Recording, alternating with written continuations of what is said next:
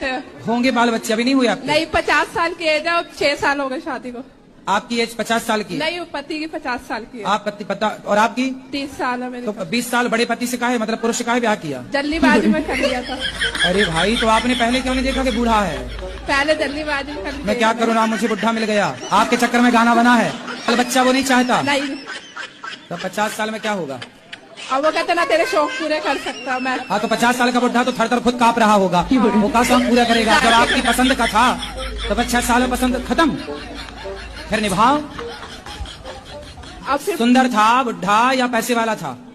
अब फिर क्या था, बाल बच्चे नहीं होंगे, फिर मेरा मन भी नहीं लगता। अब सोच नहीं, उसकी पहले शादी हो चुकी थी क्या? हाँ जी, हो गई थी। तो आप काहे सेकंड हैंड से शादी करने गए? भगवान करे आपका सारा दुख दूर हो जाए और वो बूढ़ा ही जवान हो जाए, हम तो ये कह रहे हैं। तो वो नहीं होगा ना, तो नहीं होगा ना, वो डिवोर्स लेके ही कुछ होगा हल। खूब अच्छा अच्छा बना के खवाओ बादाम का हलवा।